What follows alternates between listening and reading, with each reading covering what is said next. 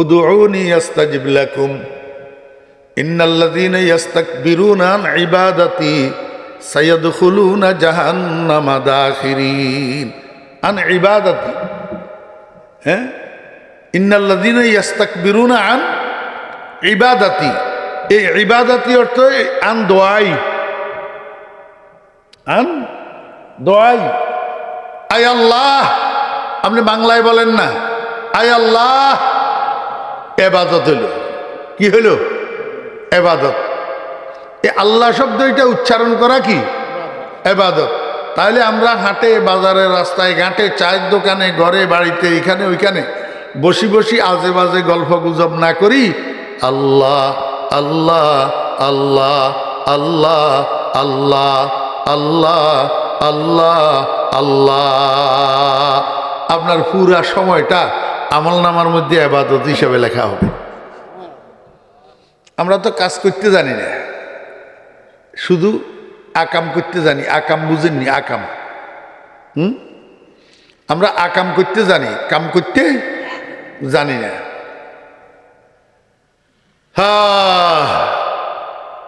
তাহলে আল্লাহ পাকের মোট নাম কয়টা?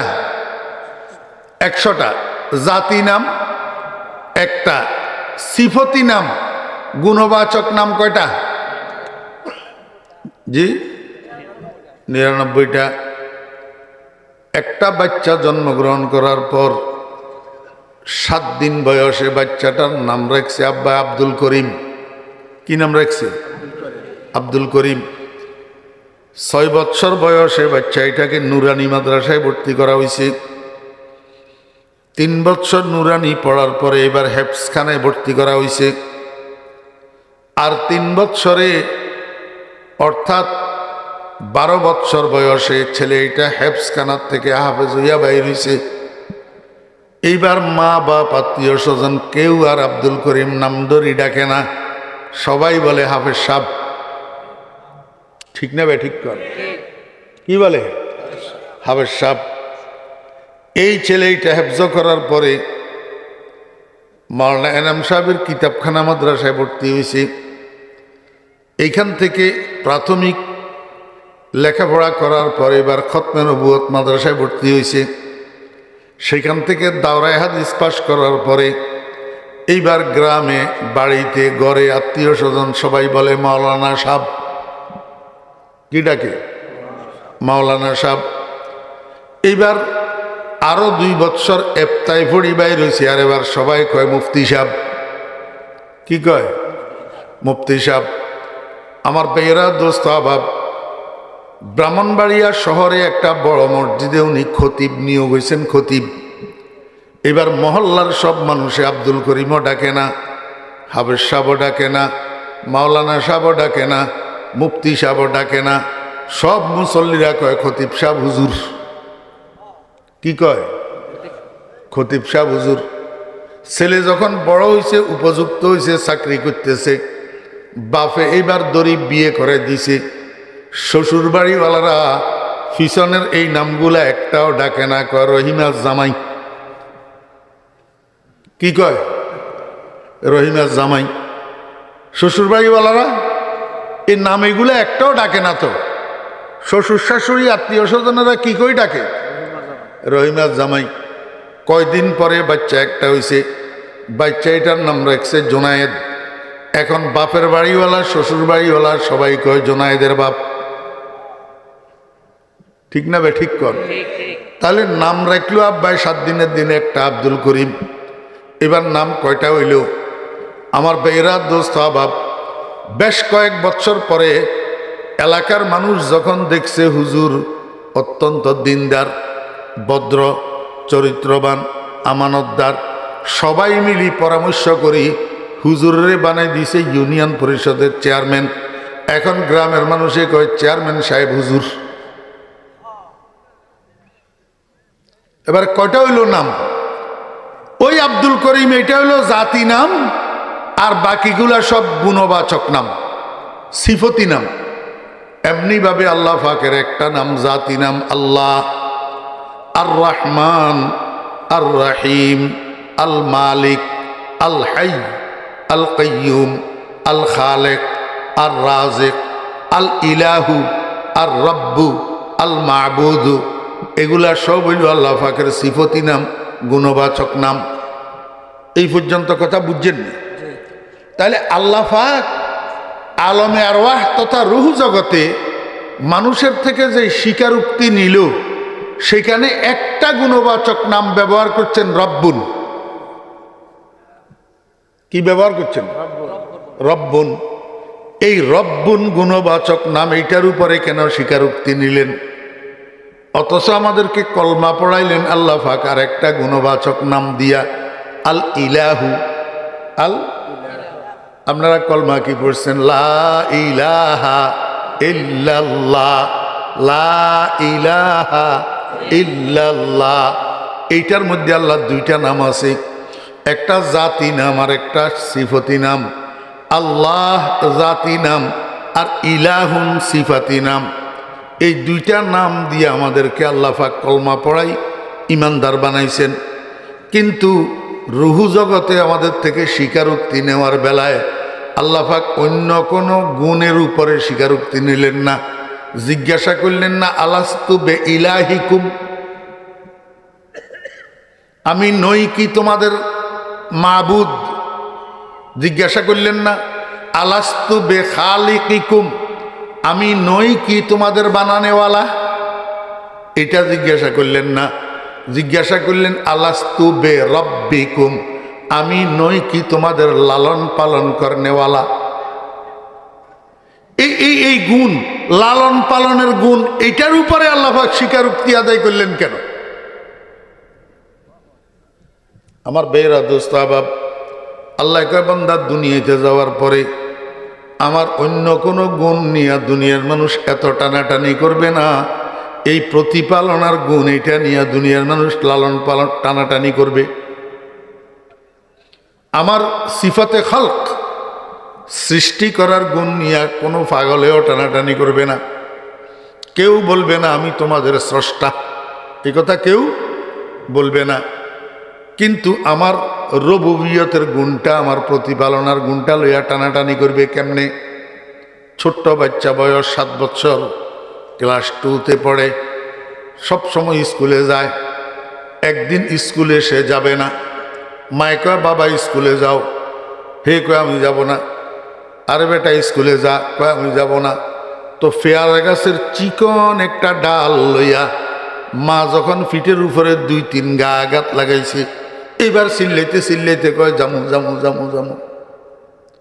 জি, এখন বাহিরে যে ঘরের সামনে মা পেয়ারা গাছের ছোট্ট একটা ডাল দিয়া 2-3টা লাগাইছে, চিল্লা চিল্লি করতেছে।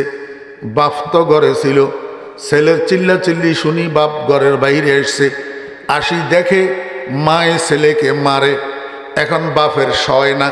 বাপে কয়, তুমি এরকম করতেছো কেন? বাচ্চারে মারতেছো কেন? কে তুমি? বাচ্চার কে তুমি? মায় কয় তুমি কে? বাচ্চা ফেটে দিলাম আমি, জন্ম দিলাম আমি, পায়খানা ফসরাত সব করি আমি, কাপড় চোপড় দুই শুকাই আমি, খানা খাওয়াই আমি। তুমি কে? আমি তো বাচ্চার মারার অধিকার রাখি। বাপে কয় তুমি গোড়ার ডিমনি, তুমি তো খালি ফোটলা আনা। আমি যদি বাইরের থেকে বাচ্চার আহার সংগ্রহ করি আনি না দিই, তুমি কি গোড়ার ডিম খাওয়াইবা?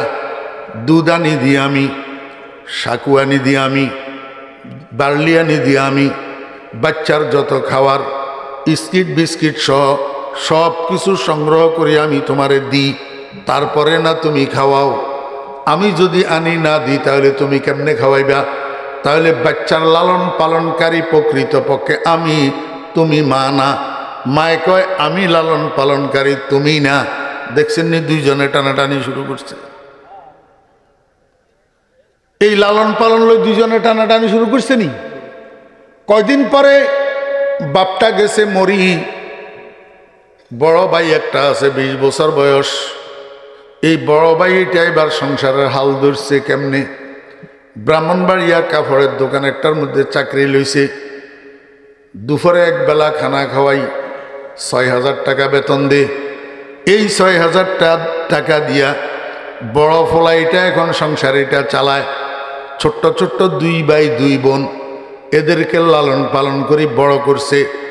যখন ছোট ভাইটার বয়স হয়েছে 12-13 বৎসর, 14 বৎসর, একদিন বড় ভাইয়ে তাকে একটা কাজের অর্ডার দিছে। সে ঘাড় মোটকাইয়া চলে গেছে, আমি পারবো না কইয়া। আমি এখন বড় ভাই কয়, ছোট্ট ছোট্ট রাখি আব্বাই, তোদেরকে মরে গেছে। আমি পরের দোকানে চাকরি করি, আজকে 10 বৎসর পর্যন্ত তোদেরকে লালন পালন করি বড় করলাম। এখন আমার কথা শুনস না, চোখ বুঝি ঘাড়ের উপরে উঠছে। আমি যে এতদিন পর্যন্ত লালন পালন করলাম সেটা বুঝি ভুলি গেলি। দেখছেন নিয়ে এবার লালন পালনের দাবিদার 3 নম্বর আরেকজন ভাই রয়েছে। হ্যাঁ, মায় কয় লালন পালনকারী আমি, বাপে কয় লালন পালনকারী আমি, বড় ভাইয়ে কয় লালন পালনকারী আমি। এই বড় ভাই একদিন চাকরিতে যাইতে পারে নাই, অসুস্থ ছিল। 2 দিন চাকরিতে যাইতে পারে নাই।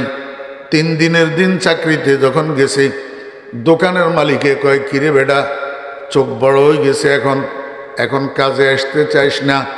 বাপ যখন মরে গেছিল, বাচ্চা কাচ্চা কতগুলা ছোট ছোট রাখি, আমি দরিয়ানি তোকে আমার দোকানে কাজে লাগাইছি, 6,000 টাকা করে বেতন দিছি।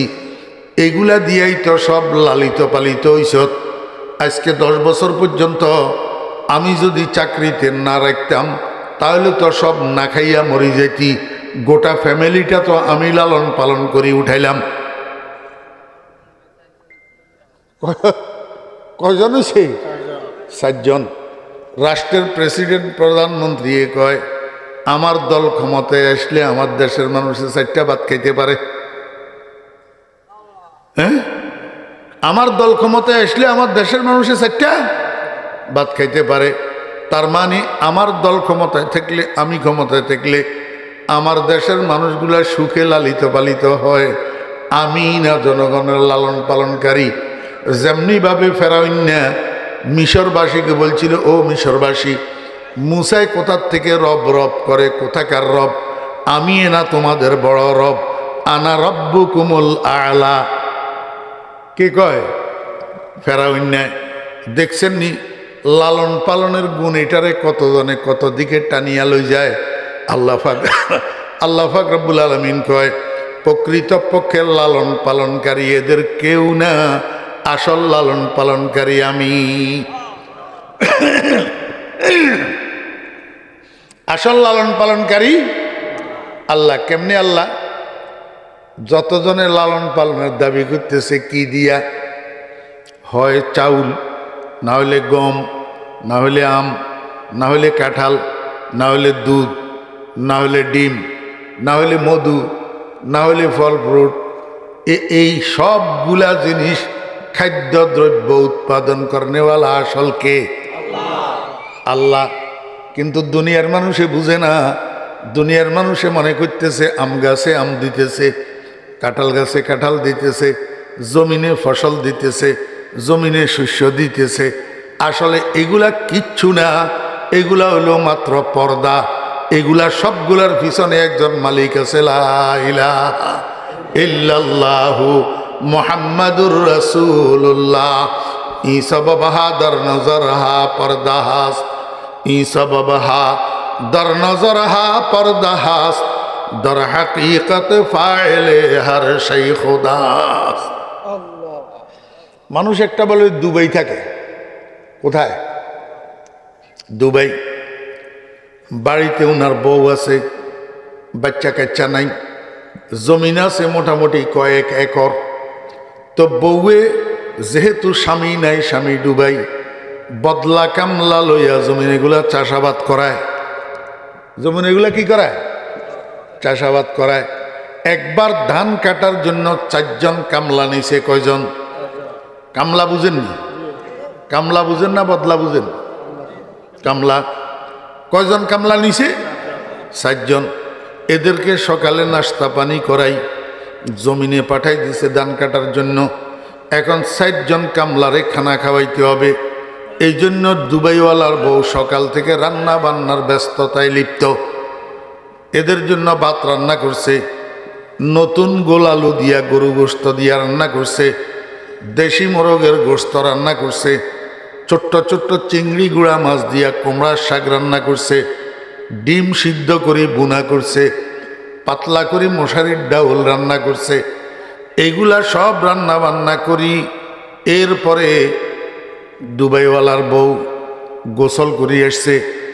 গোসল করি সামনের রুমে যাওয়ার জন্য মাঝখানের পার্টিশনে একটা দরজা, এই দরজা বেড়ার পার্টিশন, তো দরজার মধ্যে কপাট নাই, পাল্লা নাই, শুধু নতুন একটা পর্দা ঝুলানো আছে। মাঝখানের দরজা যেটা আসা যাওয়ার পথ, এটার মধ্যে একটা কি ঝুলানো? পর্দা। যদিও বর্তমান যুগের বিদেশিওয়ালাদের বউগলের একটু শরম লজ্জা কম, আপনাদের এলাকায় নেই? হ্যাঁ, বিদেশ যাওয়ার সময় স্বামী বউয়ের নামে অ্যাকাউন্ট করে রাখি যায়, বউয়ে ব্যাংকের থেকে টাকা উঠাইয়া ভ্যানিটি ব্যাগ একটা কাঁধের সাথে ঝুলাইয়া মার্কেটে বাজারে শহরে শহরে ড্যাং ড্যাং করা ছাড়া বিদেশিওয়ালাদের বউদের ঘুম হয় না। হ্যাঁ, লজ্জা শরম একটু কম, কিন্তু সব তো আর একরকম না। এই দুবাইওয়ালার বউ কিন্তু এরকম না। এই দুবাইওয়ালার বউ পর্দানসী, বেগানা কোনো পুরুষের সাথে দেখা সাক্ষাৎ করে না। এটা ভালো, এটা কি ভালো। এই জন্য দুবাইওয়ালার বউ কি করছে, ওই কামলাগুলা ঘরে আসার আগে সামনের রুমে একটা ফাটি বিছাইছে, পাটির উপরে একটা বিছানা চাদর বিছেছে, বিছানা চাদরের মাঝখানে একটা দস্তরখান বিছাইছে, দস্তরখানের উপরে 4টা প্লেট রাখছে, একটা জগ পানি আর 2টা গ্লাস রাখছে, একটা বাটির মধ্যে লবণ রাখছে। এগুলা সব সাজাইয়া এইবার ভিতরে যাই বসে রইছে। ভিতরে যাইয়া একটা বলের মধ্যে ভাত, আর একটা ছোট্ট বলের মধ্যে গরুর গোস্ত, আরেকটা ছোট্ট বলের মধ্যে মুরগির গোস্ত, আরেকটা ছোট্ট বলের মধ্যে ডিম বুনা, আরেকটা ছোট্ট বলের মধ্যে কুমড়ার শাক, আরেকটা ছোট্ট বলের মধ্যে মশারির ডাউল। এগুলা লইয়া রেডি রেখছে। এই সময়ের মধ্যে কামলা 4 জন গোসল টোসল করিয়া ঘরে আসছে খানা খাওয়ার জন্য। যখন সামনের রুমে আসি বসছে, দুবাইওয়ালার বউ নিচে দিয়া পর্দার আড়ালে থাকি বাতের বল এইটা ঠেলেই দে, কামলারা টানিয়ে আনে, গোস্তর বল ঠেলিয়া দে, কামলারা টানিয়ে আনে, সবগুলা তরকারির বল পর্দার নিচে দিয়া ঠেলি দে দুবাইওয়ালার বউ, কামলারা টানিয়া লয়। আমার ভাইয়েরা, দোস্ত আবাব, খানা দানা খাইয়া এইবার পাশের বাজারে গেছে চা খাওয়ার জন্য। চা খাইতে গল্প করতেছে, ইস দারুণ মালিকের কাজ পাইছি আজকে, দারুণ। দুবাই থেকে এত সুন্দর পর্দা আনলো, কত লক্ষ টাকা যিনি এই পর্দার দাম। পর্দার থেকে কেমনে এত সুন্দর ভাত বাইর হইল, এত সুন্দর গোস্ত বাইর হইল, এত সুন্দর কুমড়ার শাক বাইর হইল, ডিম্বু নাও বাইর হইল। চায়ের দোকানের মধ্যে অন্য মানুষেরা বসা ছিল, এরা কয় কিরে, এরা কয় কি কিরে ভাই কি হয়েছে? আমরা আজকে এমন এক দুবাইওয়ালা মালিকের কাজ করতেছি, উনি দুবাই থেকে এক পর্দা আনছে, পর্দা এটার থেকে ভাতও বাইর হয়, গোস্ত বাইর হয়, বুনা করা ডিমও বাইর হয়, কুমড়ার শাকও বাইর হয়। বাজারের মানুষ সব একত্রিত হইয়া গেছে আব্দুল করিমের বাড়ি। যাইয়া যখন সেখানে সমাবেত হয়েছে, আব্দুল করিমের বউ জানালার ছিদ্র দিয়া দেখছে, ঘরের ভিতর থেকে বলতেছে, বাবারা ভাইয়েরা, কেন আপনারা আমার ঘরের সামনে আসি হুজুম করতেছেন? আমি কি কোনো অপরাধ করছি নাকি? মুরব্বী একজনে কয় যে, আব্দুল করিমের বউ, তুমি কোনো অপরাধ করো নাই, আমরা একটা পর্দা দেখার জন্য আসছি। তোমার স্বামী নাকি দুবাই থেকে একটা পর্দা আনছে, এই পর্দা থেকে নাকি রান্না করা ভাত বাইর হয়, রান্না করা গোস্ত বাইর হয়, রান্না করা ডাউল বাইর হয়, রান্না করা ডিম বুনা বাইর হয়। এই পর্দাটা আমাদেরকে একটু দেখাও, যত লক্ষ টাকা হোক আমরা একটা পর্দা খরিদ করব। দুবাইওয়ালার বউ ভিতর থেকে কয়, আপনাদেরকে এই কথা কে বলছে? কয় যে তোমার কামলা 4 জন তোমার কাজ করতেছে, এরা না চার দোকানে যাইয়া গল্প করতেছে, তোমার এই পর্দার দুবাইয়ের পর্দা। আব্দুল করিমের বউয়ে কয়, বাবারা ভাইয়েরা, আমার কামলা এগুলা পাগল, পর্দা থেকে কোনোদিন কিছু বাইর হয় না। এই পর্দার পিছনে আমি কারিগর বসিয়াছিলাম, সকাল থেকে এই খানাগুলো আমি রেডি করছি, রেডি করি বাটিয়ে বাটিয়ে বাড়ি। আমি পর্দার আড়ালে বসে থাকি, একটা একটা বাটি ঠেলে ঠেলে দিছি, তারা টানিয়া টানিয়া খাইছে। এরা খানা দেখছে কিন্তু মালিকেরে দেখে নাই, বানানেওয়ালারে দেখে নাই। এই জন্য মনে করছে পর্দা থেকে বাইর হইতেছে। পর্দা থেকে কোনো কিছু বাইর হয় না, সব কিছু মালিকের বানানো। ঈসা বাবা হা দর নজর হা পর্দাহাস দর হাকিকত পায়লে হার শেখ দাস। ও বনি আদম, ব্যাককলের জাত না হইলে একটা গাভীর স্তনের থেকে 3-4 কেজি দুধ বাইর হয়। দহন করলে 3-4 কেজি দুধ বাইর হয়। পাটনাইয়া গাভী যেগুলা, এগুলার থেকে 20-25 কেজি দুধ বাইর হয়। একদিন সকাল বেলায় দুধ না দহন করি গাভীটারে জবাই কর, এক একটা গোস্তের টুকরা 1 ইঞ্চি 1 ইঞ্চি টুকরা বানা, গাভীর স্তনটাকে কাটিয়া টুকরা টুকরা কর। কয়শো গ্রাম দুধ বাইর হয় তুই দেখ। দুধ তো দুইলি না, দুধ দহন করলে তো 20-25 কেজি দুধ বাইর হইতো। এখন দুধ দহন না করি গাভীটারে জবাই করলি যে, গোটা শরীরের কাটিয়া টুকরা টুকরা করলে 100 গ্রাম দুধ অত বাইর হইল না। তাহলে 20-25 কেজি দুধ এগুলা গেল কোথায়? আসলে দুধের কোনো ক্ষমতা নাই, গাভীর কোনো ক্ষমতা নাই। আসল দুধ দেনেওয়ালা, বানানেওয়ালা উপরে একজন বসে রয়েছে গাভীর স্তনের আড়ালে, উনি হইল মূল কারিগর। ঈসা বাবা হা দর নজর হা পর্দাহাস দর হাকিকত ফাইলে হার শেখ দাস। একটা নারিকেল গাছ 20 হাত লম্বা, ঠনঠনে শক্ত, না আছে গোড়ায় পানি, না আছে মাঝখানে পানি। 20 হাত মাটির উপরে এই ঠনঠনে নারিকেল গাছ এটার আগায়। তোর জন্য এমন সুমিষ্ট ডাবের পানি কে তৈয়ার করে? তুই গাছ এটারে কাটিয়া টুকরা টুকরা কর, 100 গ্রাম পানি বাইর করতে পারস কিনা? গাছের গোড়ায় খনন করিয়া দেখ 100 গ্রাম পানি বাইর হয় কিনা। তাহলে বোঝা যায় গাছের কোনো ক্ষমতা নাই, গাছ একটা পর্দা, এটার পিছনে কারিগর বসা আছে। লা ইলাহা ইল্লাল্লাহু মুহাম্মাদুর রাসূলুল্লাহ। আল্লাহ কয়, বান্দা কেউ খাওয়ায় না, কেউ পালে না, মূল পালনেওয়ালা আমি, মূল লালন পালন করনেওয়ালা আমি। দুনিয়াতে যাইয়া তোরা যেন ধোঁকা না খাবি, বাপে যেটা কইবে সেটা মানবি, মায়ে যেটা কইব সেটা মানবি, বাইয়ে যেটা কইবে সেটা মানবি, তোর রাজায় যেটা কইবে সেটা মানবি, প্রধানমন্ত্রী যেটা কইবে সেটা মানবি। কিন্তু আমি যে তোর মূল রব, আসল রব, এই কথাটা তোর মনে থাকবে না। এই জন্য দুনিয়াতে যাওয়ার আগে আমি রবুবিয়তের একরার নিয়ে তোকে ছাড়ি দিলাম। শুধু ছাড়ি দিছি যে তা নয়, এই একরারটা যেন তুই না ভুলিস, এই একরারটা যেন তুই ভুলিয়া না যাস। এই জন্য দুনিয়ার ভিতরে তোর জন্য আমি একটা প্রাইভেট প্র্যাকটিসের ব্যবস্থা রাখছি। কি প্রাইভেট প্র্যাকটিস? আপনাদের ছেলেরা স্কুলে মাদ্রাসায় পড়েনি? জি, যে সমস্ত বাপের তৌফিক আছে, সামর্থ্য আছে, টাকা পয়সা আছে, এই বাপেরা ছেলের রেজাল্ট ভালো হওয়ার জন্য শুধু ক্লাসের পড়ার উপরে নির্ভর করে না, বরং প্রাইভেট হুজুর, প্রাইভেট মাস্টার রাখে। সকালে অথবা বিকালে 1 ঘন্টা 1 ঘন্টা প্রাইভেট হুজুর, প্রাইভেট স্যার বাসায় আসি পড়াই যায়।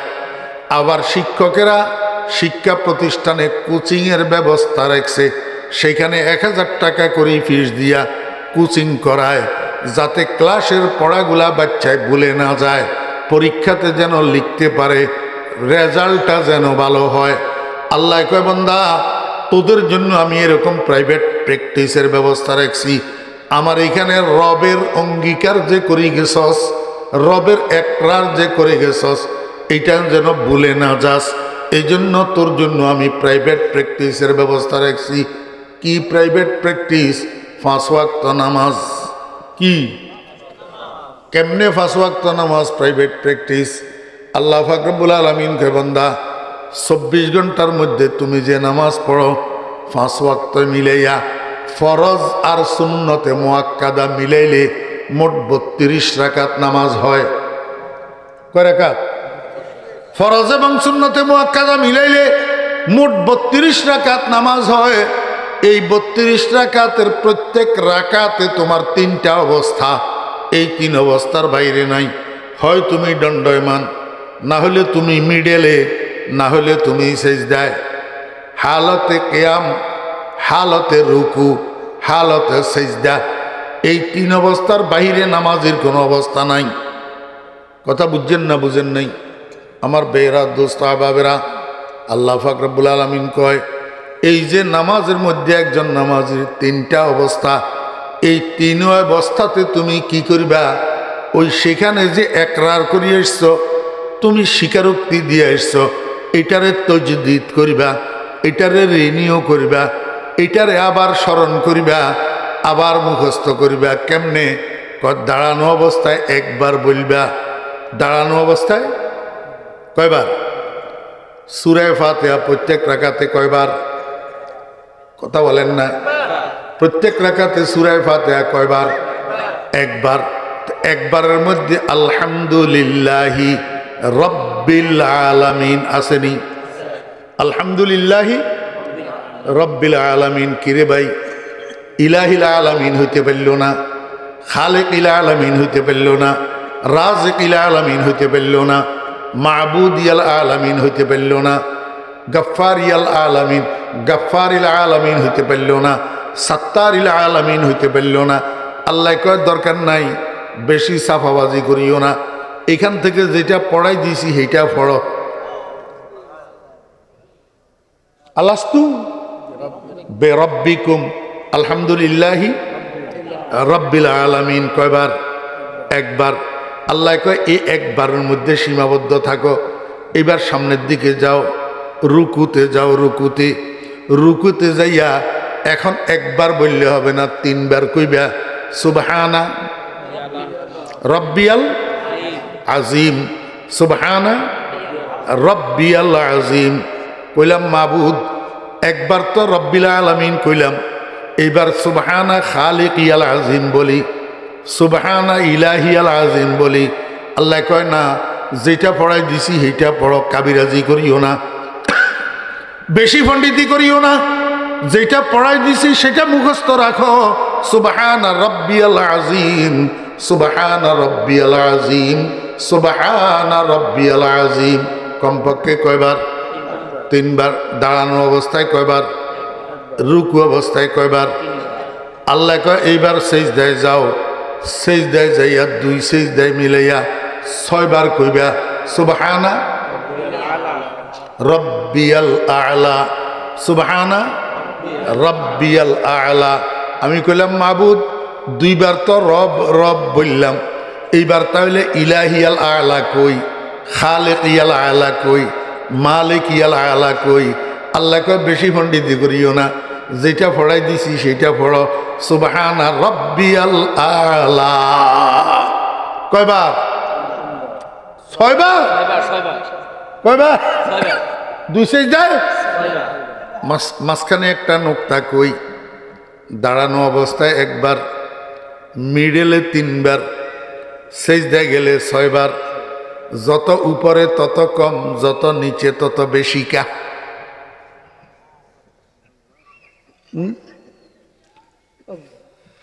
যত উপরে তত কম, যত নিচে তত বেশি। দুনিয়ার মানুষের বুঝায়, আমার বান্দারা নিজেকে বেশি উপরের দিকে উঠাইও না, ছটাং ছটাং কথা কইও না, সিনা ফুলাইয়া ফুলাইয়া মটকাইয়া মটকাইয়া চলিও না, অহংকার করিও না।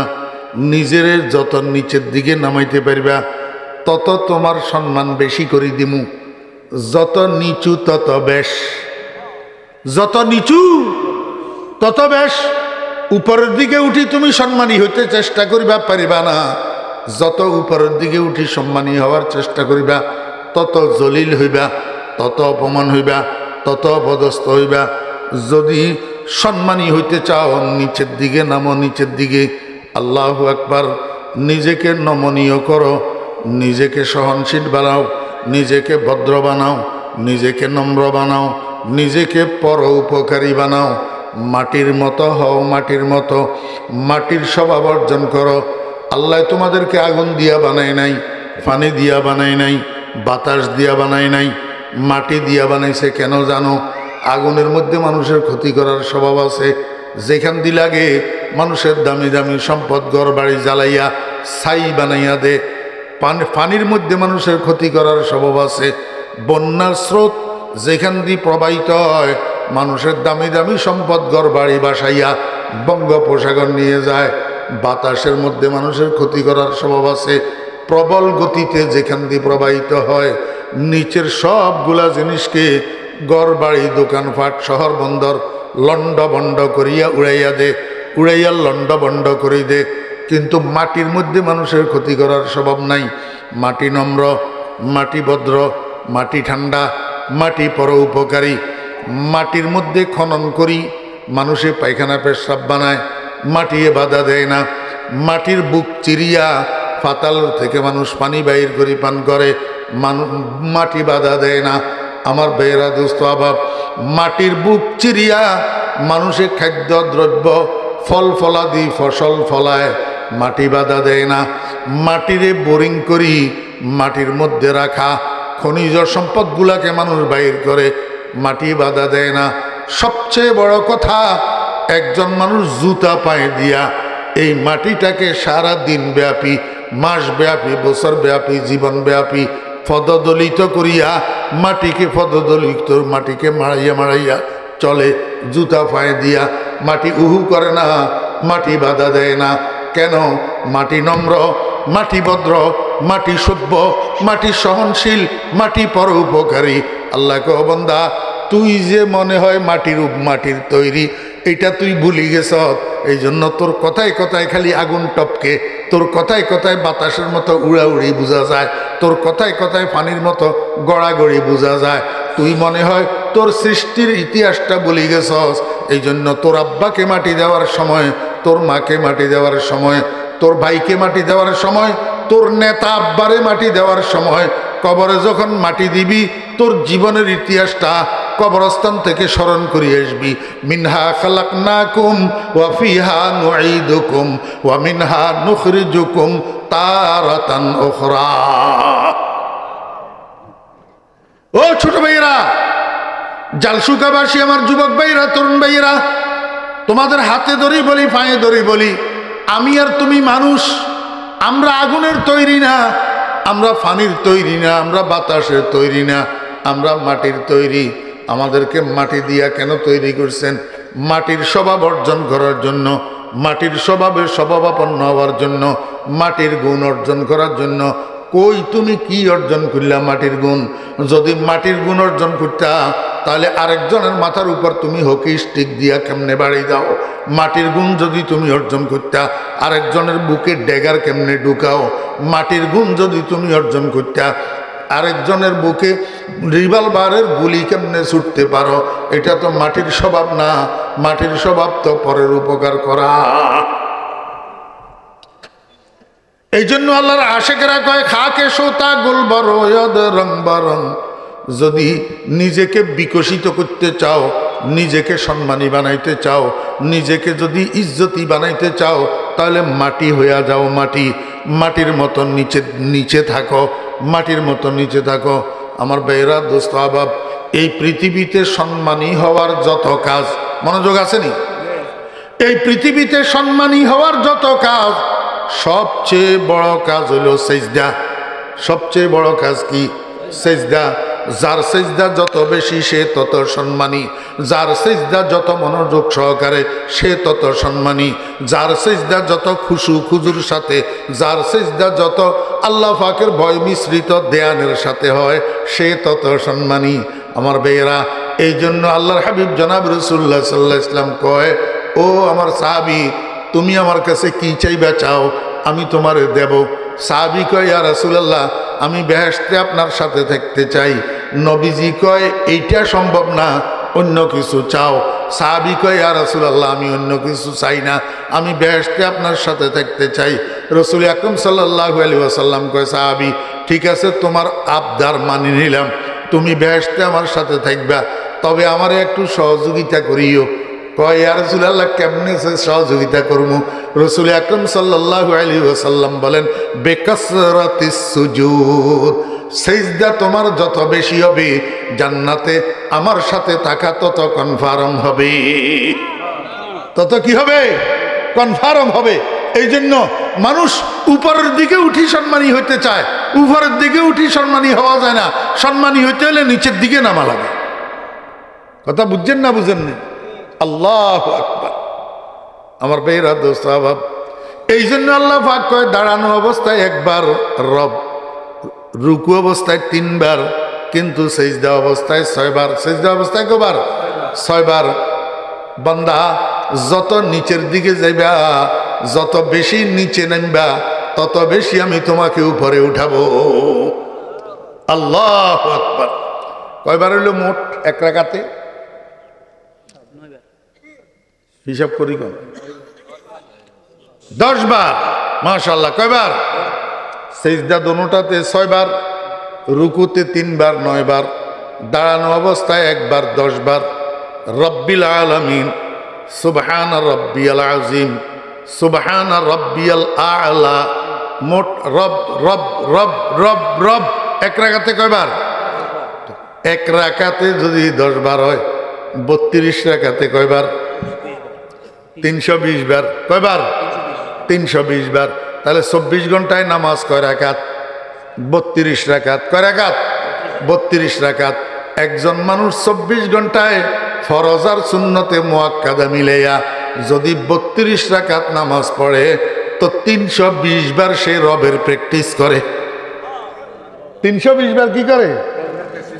আরে স্কুল বলেন আর মাদ্রাসা বলেন, শিক্ষকেরা ক্লাসে যেটা পড়াই দিছে, এই পড়াইটা যদি একটা ছেলে দিনে 320 বার পড়ে, পড়াইটা ভুলেনি। যদি 24 ঘন্টায় 320 বার হয়, তাহলে 30 দিনে কয়বার হয়? এক মাসে 9600 বার। 9600 বার। তাহলে 50 বৎসরে কত হয়? আর হিসাবের দরকার নেই, হিসাবের আর। আল্লাহ পাক রব্বুল আলামিন কয় বান্দা যদি তুমি এইভাবে রবের প্র্যাকটিস করো, কিভাবে? 5 ওয়াক্ত নামাজে, 5 ওয়াক্ত নামাজে যদি এইভাবে রবের প্র্যাকটিস করো, তুমি মরি যাও না, তুমি মরি যাও না। তোমারে এবারে গ্রামের মানুষ, এলাকার মানুষ, আত্মীয় স্বজন মিলিয়া তোমারে কবরে রাখি আসুক না, রাখি আসলে ফেরেশতা আসবে, ফেরেশতা আসি তোমারে প্রশ্ন করবে। ফেরেশতা কয় রব্বুল আলামিন কি জিজ্ঞাসা করতাম, কি জিজ্ঞাসা করতাম? আল্লাহ কয় ও ফেরেশতা, আমার বান্দারে যেটুকু আমি পড়াই দিছি সেখান থেকে প্রশ্ন করো, আন্তাজি উন্তাজি আনপড় জায়গার থেকে প্রশ্ন করিও না, কারণ সিলেবাসের বাইরে প্রশ্ন করলে পরীক্ষার্থী উত্তর দিতে পারে না। কথা বুঝছেন না বুঝেন নাই? যেটা আমি পড়াই দিছি, যেটার উপরে প্র্যাকটিস করাইছি, এটা জিজ্ঞাসা করো, খবরদার বেশি পণ্ডিত করিও না। মান খালেকুকা, মান রাজেকুকা, মান ইলাহুকা, এগুলা জিজ্ঞাসা করিও না। মান রব্বুকা জিজ্ঞাসা করো। কি জিজ্ঞাসা করবে? মান রব্বুকা। এখন ফেরেশতা কয় এই মুর্দা, এই মান রব্বুকা, তোমার রবকে, তোমার রবকে।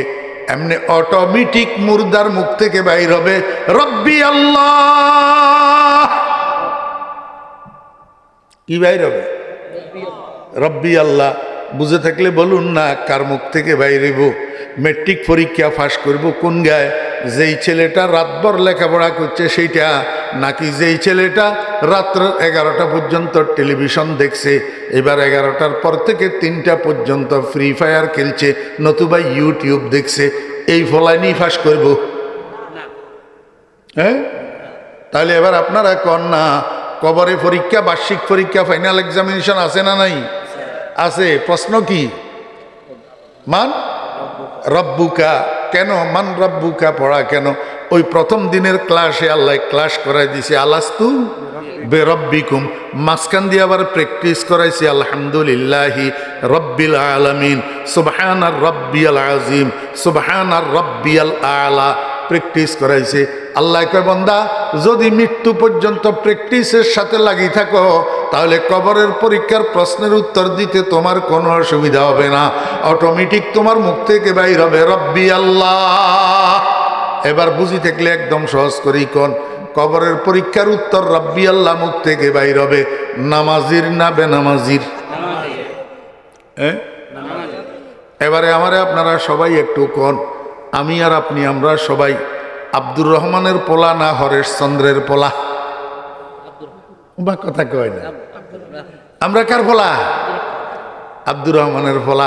এবারে একটু আপনারা আমারে কনছেন আমরা সবাই আনোয়ারা বেগমের দুধ খাইছি না সীতারানীর দুধ খাইছি? হ্যাঁ, একজন মুসলমান আব্বার ঔরসে জন্মগ্রহণ করছি, একজন মুসলমান মায়ের দুধ পান করি আমি বড় হয়েছি। কারণে কারণে হয়তোবা আমি একটু ভিন্ন রাস্তায় পরিচালিত হয়েছি, হয় লেখাপড়া করি নাই, অশিক্ষিত, না হলে কিছু করছি স্কুলে মাদ্রাসায় যেতে পারি নাই, এই কারণে আমি ভিন্ন রাস্তায় পরিচালিত হয়েছি। তাতে কি হয়েছে? আমি ভিন্ন রাস্তায় পরিচালিত হয়েছি যে এই জন্য কি আমার জন্মসূত্র ভুল হয়ে যাবে? হ্যাঁ, আমি কি সীতারানীর পোলা হইয়া যামু? আমি হরেশচন্দ্রের পোলা হইয়া যামু? আমার জন্ম তো ঠিক আছে, মুসলমান আব্বার ওরসে মুসলিম মায়ের বুকের দুধ, জন্ম যখন ঠিক আছে, লালন পালন যখন ঠিক আছে, তাহলে আমার ওই কবরের প্রশ্নের উত্তর দেওয়ার জন্য প্র্যাকটিসও ঠিক থাকতে হবে। তাহলে আমি প্রশ্নের উত্তর দিতে পারবো, না হলে প্রশ্নের উত্তর দিতে পারবো না। এই বিশ্বাস থাকবে তোর যদি তুই আব্দুর রহমানের সন্তান হইয়া থাকস, এই বিশ্বাস থাকবে না তোর যদি তুই হরেশচন্দ্রের পোলা হইয়া থাকস। এর চেয়ে সুন্দর করে বুঝানোর ক্ষমতা আল্লাহ আমারে আর দেয় না। মুরাদে মা নসিহত বুদ গুফতেম, মুরাদে মা নসিহত বুদ গুফতেম, হাওয়ালত বা খুদা কর দে মুরফতেম। এই জন্য সরকার দো আলম জনাবে মোহাম্মদুর রসুল্লাহ সাল্লাল্লাহু আলাইহি ওয়াসাল্লাম বলেন, ও আমার উম্মতেরা, ও আমার উম্মতেরা, ইস্তাকিমু, তোমরা অটল থাকো। তোমরা কি থাকো? যত দিক থেকে যত ঝড় ঝাপটা, যত তুফান, যত সাইক্লোন, যত বিপদ, যত মুসিবত, যত বাধা বিপত্তি আসুক, খবরদার মুসলমানের সন্তান নামাজ ছাড়বা না, মুসলমানের সন্তান দিন ছাড়বা না, মুসলমানের সন্তান ইসলাম ছাড়বা না, মুসলমানের সন্তান তোমার রবকে ভুলবা না। কতদিন? মৃত্যু পর্যন্ত। ইস্তাকিমু, আল্লাহর হাবিবকে ওয়ালান তুহসু, উম্মত মৃত্যু পর্যন্ত এই একরারের উপরে অবিচল থাকা একটা কঠিন কাজ। হয়তো তোমার সাধ্যে কুলাবে না, হয়তো তোমার সামর্থ্যে কুলাবে না, তখন কি করিবা? কয় ওয়ালামু আন্না খায়রা আমালিকুম আসসালাত। ও উম্মত, তুমি যত আমলের দ্বারা অবিচল থাকবা মৃত্যু পর্যন্ত, দ্বীনের উপর, ইসলামের উপর, ইমানের উপর যত আমলের দ্বারা অটল থাকবা, এই আমলগুলোর মধ্যে শ্রেষ্ঠ আমল হইল 5 ওয়াক্ত নামাজ। এই একটা জিনিস যদি তুমি ধরে রাখতে পারো তাহলে তুমি ঈমান নিয়ে কবরে যাওয়া তোমার জন্য কোনো অসুবিধা হবে না। একটা জিনিস কি? 5 ওয়াক্ত নামাজ। ও বেইরা দোস্ত আবাব, কেন কেন কেন? 1 নম্বর কারণ হইল নামাজ জামিউল ইবাদাত। 1 নম্বর কারণ নামাজ জামিউল ইবাদাত। নামাজের মধ্যে রোজা আছে, নামাজের মধ্যে যাকাত আছে, নামাজের মধ্যে হজ আছে, নামাজের মধ্যে জিকির আছে, নামাজের মধ্যে কোরআন তেলাওয়াত আছে, নামাজের মধ্যে তাসবিহ আছে, নামাজের মধ্যে দরুদ শরীফ আছে, নামাজের মধ্যে নবীজির উপরে সালাম আছে। আমার ভাইরা দোস্ত আহবাব, নামাজ জামিউল ইবাদাত। তুমি একটা ইবাদত যদি ধরে রাখতে পারো তাহলে গোটা ইবাদত তুমি ধরে রাখলা এবং গোটা দিনের উপরে অবিচল থাকি, অটল থাকি, মৃত্যু শয্যায় শায়িত হইলা। 1 নম্বর। দ্বিতীয় নম্বর হইল আল্লাহ পাক রব্বুল আলামিন কোরআন শরীফের মধ্যে বলছেন, ইন্নাস সালাতা তানহা আনিল ফাহশাই ওয়াল মুনকার। একটা প্রকৃত নামাজি মানুষ, নামাজ যে পড়ে সে কোনো অন্যায় করে না, সে কোনো অশ্লীল কাজ করে না, সে কোনো অবিচার করে না, সে কোনো জুলুম করে না, সে কারো হক মারি খায় না, সে হারাম খায় না। নামাজি মানুষ নামাজে তারে সকল রকম নাফরমানির থেকে নামাজেই তাকে ফিরাইয়া রাখে। আল্লাহ বলছে, বলে হুজুর আমরা তো নামাজও পড়ি আরেকজনের ক্ষেতের কাঁচা মরিচ চুরি করি, আরেকজনের ক্ষেতের থেকে মূলার শাক তুলি নিয়ে আসি, আমরা তো নামাজও পড়ি, আরেকজনের দোকানের টাকা মারি, খাই হাওলাতি টাকা দিই না, কয়দিন বলি থাকি, পরে অস্বীকার করি, কিসের টাকা পাইবেন আপনি আমার কাছে? কিরে ভাই, এটার কারণ হইল কি জানেননি? কারণ হইল নামাজ আছে, নামাজের ভিতরে রুহু নাই, মুর্দা নামাজ। নামাজের ভিতরে রুহু নাই। আল্লাহ পাক রব্বুল আলামিন কে বান্দা, যতক্ষণ পর্যন্ত নামাজের মধ্যে রুহু না থাকবে ততক্ষণ পর্যন্ত এই নামাজে তোমার তাল্লুক মা আল্লাহ পয়দা করবে না, তাল্লুক মা আল্লাহ পয়দা করবে না। অর্থাৎ এই নামাজের দ্বারায় তোমার আল্লাহর সাথে সুসম্পর্ক তৈরি হবে না। আর আল্লাহর সাথে নামাজের দ্বারা যদি সুসম্পর্ক তৈরি হয়, এই নামাজে তোমাকে অন্যান্য গুনার কাজের থেকে ফিরাইয়া রাখতে পারবে না। এখন রুহু এইটা, নামাজের রুহু এইটা কি? আল্লাহ কয় আল্লাযীনা হুম ফি সালাতিহিম খাশিউন। নামাজের মধ্যে একটা জিনিস আছে, সেটারে আরবিতে কয় খুশু। আরবিতে কি কয়? খুশু। খুশু। আমার বেয়েরা দোস্ত আবাব, খুশুওয়ালা নামাজ লিখবে, খুশুওয়ালা নামাজ লিখবে। এখন খুশু জিনিস এটা কি? খুশু এটা আরবি শব্দ, এটার বাংলা হইল আল্লাহ পাকের ভয় মিশ্রিত ধ্যান। আল্লাহ পাকের ভয় মিশ্রিত। আপনাদেরকে আমি একটা উদাহরণ দিই। একটা মার্ডার কেসের আসামি, 6 বছর পর্যন্ত মামলা চলছে, হে জেলখানা, হাজিরার তারিখে কোর্টে উঠে, এখন 6 বছর পরে জজের তারিখ দিছে, আগামী মাসের 10 তারিখে রায় হবে। আগামী মাসের 10 তারিখে কি হবে? রায় হবে। এই রায়ের দিন ঠিক সকাল 10টায় এই মার্ডার কেসের আসামি এটারে কাঠগড়ায় উঠানো হয়েছে। কাঠগড়ায় 10:15 সময় জজ সাহেব এজলাসে উঠি বসছে। এজলাসে উঠি এত বড় ফাইল একটা মোটা সামনে নিয়ে বসছে। এটা রায়ের ফাইল, রায়ের ফাইল। এই ফাইল এটা শুরু থেকে শেষ পর্যন্ত পড়ি শোনাবে জজ সাহেব কোর্টের মধ্যে। এটা হলো রায় ঘোষণা। এটা হলো কি? রায় ঘোষণা। আমার ভাইরা, আমি আপনাদেরকে একটু জিজ্ঞেস করব, জজ সাহেব যখন রায় পড়া শুরু করলো, কাঠগড়ায় দাঁড়ানো এই মার্ডার কেসের আসামি, এটার কি অবস্থা হয়? খুশি না ভয়?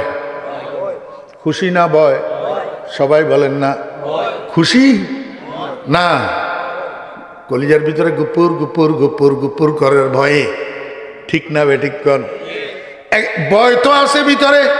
এখন দেয়ান কোন দিকে? দেয়ান জজের চেহারার উপর, জজের চেহারার উপর। 1 সেকেন্ডের জন্য তো এদিক সেদিক তাকায় না, পুরাটা সময় জজের দিকে তাকাইয়া থাকে। কি না কি কয়, কি না কি ঘোষণা হয়, নাকি 5 বছরের জেল, নাকি 10 বছরের জেল, নাকি যাবজ্জীবন কারাদণ্ড, নাকি ফাঁসির আদেশ দেওয়া হয়, কি না কি বাইর হয়। এই যে একটা ভয় মিশ্রিত ধ্যান, এই মামলার আসামি আজকে যার রায় ঘোষণা হইতেছে, একটা ভয় মিশ্রিত ধ্যান, দিলের ভিতরে একটা ভয়ে কাজ করে, ধ্যানটা জজের দিকে থাকে। আমার আল্লাহকে, ও আমার বান্দারা, যখন আল্লাহু আকবার বলিয়া তুমি নামাজ শুরু করবা, তোমার দিলের ভিতরে আমি আল্লাহর একটা ভয় আর পরিপূর্ণ মনোযোগটা আমার দিকে। এই আমার ভয় মিশ্রিত মনোযোগ, আমার ভয় মিশ্রিত ধ্যান, এইটার নাম হলো খুশু। কিন্তু তো তুমি নামাজের নিয়ত করি দুবাই চলে যাইতেছ, ব্রাহ্মণবাড়িয়া চলে যাইতেছ, কিত্তারাইলে চলে যাইতেছ, এখানে নামাজের নিয়ত করি ভিতরে ভিতরে ম্যাডামের লগে কেমনে কেমনে ঝগড়া হয়েছে, সেগুলা সব আবার স্মরণ করতেছ। একজনে তারাবির নামাজ পড়ে, তারাবির নামাজ ইমাম সাহেব হুজুর পিছনের দিকে ফিরিয়া মুক্তাদিরকে জিজ্ঞাসা করে, ও মুসল্লি ভাইয়েরা, আমি তো ভুলি গেছি আজকে নামাজ কয় রাকাত পড়লাম। কে কয়? ইমাম সাহেবের এই দশা। ইমাম সাহেবেরও খুশু নাই। ইমাম সাহেবের কি নাই? খুশু নাই। কয় মুসল্লি ভাইয়েরা নামাজ কয় রাকাত হইল। একজনে কয় হুজুর 16 রাকাত হয়েছে। 16 রাকাত কয় রাকাত হয়েছে? 16 রাকাত। ইমাম সাহেব কয় ভাই আপনি কেমনে বুঝলেন 16 রাকাত হয়েছে? কয় ব্রাহ্মণবাড়িয়া ফরিদতলা আমার 5টা দোকান আছে, আমি প্রতি 4 রাকাতে একটা একটা দোকানের হিসাব করি।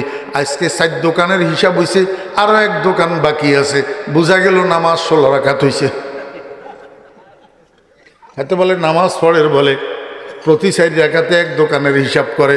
আমাকে বুঝি থাকলে বলেন না, এই নামাজে তাআল্লুক মা আল্লাহ পয়দা হবে কিনা, আল্লাহ পাকের সাথে সুসম্পর্ক তৈরি হবে কিনা। আর আল্লাহর সাথে নামাজের দ্বারা যদি সুসম্পর্ক তৈরি না হয়, এই নামাজে তো আপনাকে অশ্লীলতার থেকে ফিরাবে না, অন্যায় অবিচারের থেকে ফিরাবে না, আল্লাহর নাফরমানির থেকে ফিরাবে না। এই জন্য রাসূল আকরাম সাল্লাল্লাহু আলাইহি ওয়াসাল্লামকে, আমার উম্মত, নামাজ ঠিক করো, সেজদা ঠিক করো, নামাজ ঠিক করো, সেজদা ঠিক করো, খুশু খুজুর সাথে নামাজ পড়ো, খুশু খুজুর সাথে সেজদা করো, করিয়া দেখো 40 দিন একটানা নামাজ পড়িয়া দেখো, অটোমেটিক সমস্ত গুনার কাজ তোমার থেকে ছুটিয়া যাবে। আল্লাহর নাফরমানিতে আর তোমার একটা কদমও পড়বে না। তাহলে মৃত্যু পর্যন্ত দ্বীনের উপর, ইমানের উপর, ইসলামের উপর তোমার অটল থাকা হয়ে গেল। আর যদি এইভাবে দ্বীনের উপরে অটল থাকতে পারো, তো ফেরেশতা আসবে তোমার মৃত্যুর সময়, তাতানাজ্জালু আলাইহিমুল মালাইকা আল্লাহ তাখাফু ওয়ালা তাহজানু ওয়া আবশিরু বিল জান্নাতিল্লাতী কুনতুম তুআদুন।